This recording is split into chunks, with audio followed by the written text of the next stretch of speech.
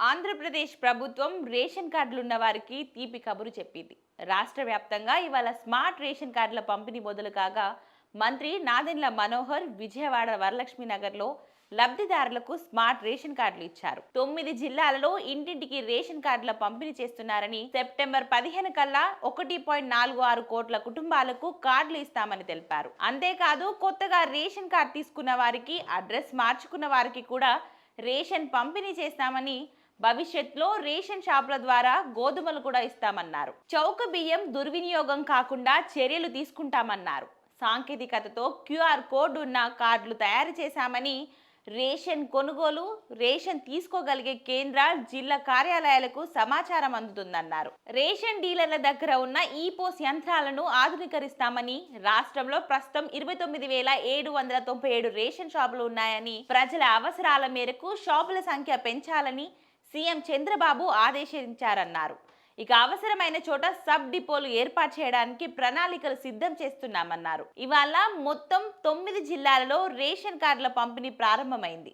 విజయనగరం, ఎన్టీఆర్, తిరుపతి, విశాఖపట్నం, నెల్లూరు, శ్రీకాకుళం, తూర్పు గోదావరి, పశ్చిమ గోదావరి, కృష్ణా జిల్లాలలో పంపిణీ చేస్తున్నారు.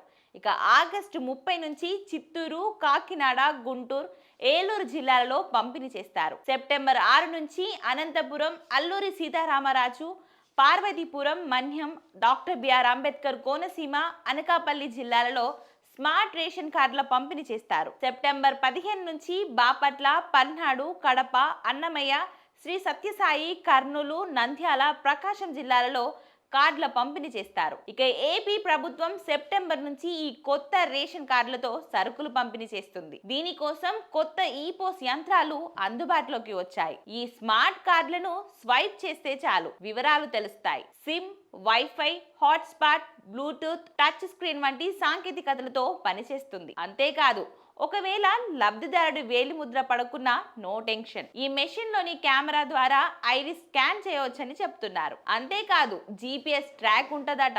జస్ట్ అలా క్యూఆర్ కోడ్ స్కాన్ చేస్తే చాలు వెంటనే ఆ కార్డు వివరాలు వస్తాయి.